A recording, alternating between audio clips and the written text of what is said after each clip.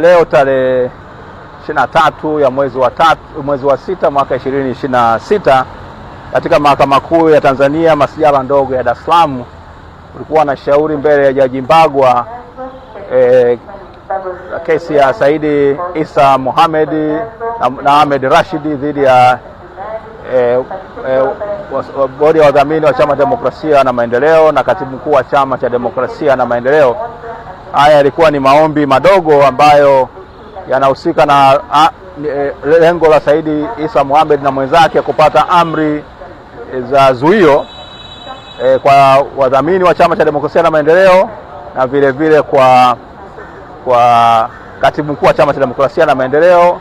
Wanarudia yale ambao walikuwa wameomba mwaka jana, kwanza kuzuia matumizi ya mali za chama, ofisi, magari, vifaa vyote vya chama, na pili kumzuia katibu mkuu na wote ambao wanafanya kazi chini yake kujihusisha na shughuli za siasa.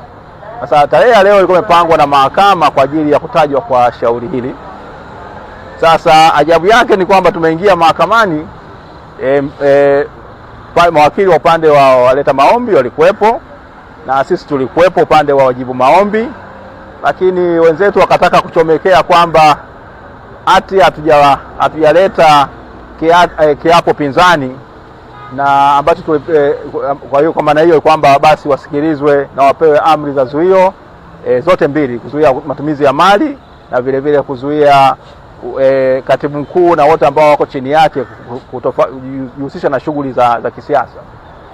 Hii kidogo ilituchefua sisi mawakili wa upande wa wajibu maombi, na kwa kweli tulibidi tumweleze jaji kwamba leo ilikuwa ni siku ya kutajwa wala sio siku ya kusikilizwa. Kesi hii inasikilizwa kwa pande zote mbili wala sio kwa upande mmoja, na jaji hakutaka tuendelee mbali sana, akasema amri ya mahakama au wito wa mahakama uko wazi kabisa kwamba leo ilikuwa ni siku ya kutajwa kwa kesi hii, na kwa maana hiyo hayo mengine yote tusiyazungumze, bali ya kwamba upande wa wenzetu walikuwa wamefanya mawasilisho marefu, lakini nimesema kutokana na hivyo wametuchefua na tunategemea kuchukua hatua stahiki dhidi ya mawakili wote hawa. Yale yote ambayo waliyafanya mwaka jana kusababisha Chadema kufungiwa kwa siku 309, nadhani inabidi walipie dhambi hizi, wapeleka kwenye kamati ya mawakili. Hatuwezi tukaruhusu mawakili kushiriki katika matendo maovu na tukawaacha tu hivi hivi na wakaendelea kana kwamba hawajajifunza chochote kile. Tuliwapa nafasi ya kuweza kujifunza, lekea hawajajifunza. Sasa wakati umefika, kama nilivyosema siku ile nyingine, mwana kulitafuta mwana kulipata.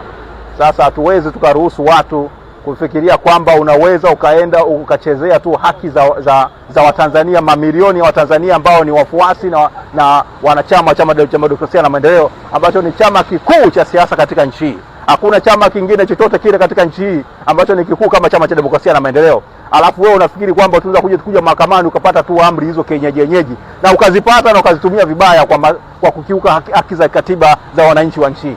Kwa hiyo tutachukua hatua stahiki dhidi ya hao. Saidi Isa anajiandaa, nikiwapatia tu scoop, maombi yetu hasara ilisababisha Chadema ni zaidi ya shilingi bilioni 100.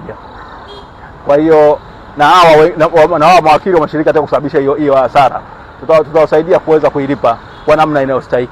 Sasa kesi, jaji baada ya hapo vile vile amesema kwamba kesi hii itakuja, ametupatia nafasi sisi upande wa wajibu maombi siku za kuweza nafasi ya kuweza kuwasilisha kiapo chetu pinzani ambacho tutafanya tarehe 2 ya mwezi wa 7 mwaka 2026, na kesi hii itasikilizwa kama hali ni shwari kabisa tarehe 6 mchana siku ya tarehe 6 mwezi wa 7 mwaka 2026.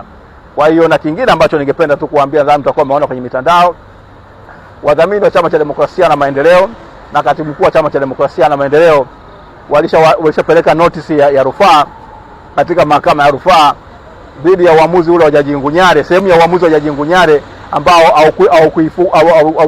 au kuifukuza kwa moja kwa moja ile kesi ya Saidi Isa Mohamed na mwenzake huyu Ahmed Rashid.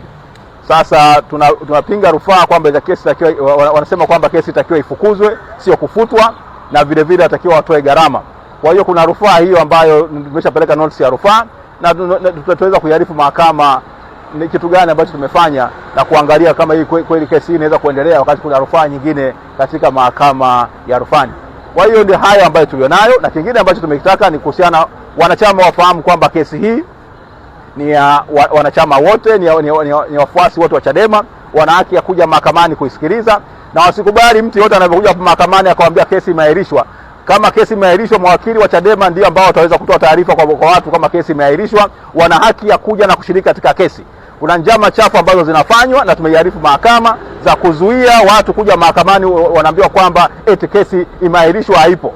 Wanachama wa Demokrasia na Maendeleo, kama kesi imekuwa imeahirishwa, mtaambiwa na mwakili wa Chama cha Demokrasia na Maendeleo na si mtu mwingine yeyote yule. Asanteni sana.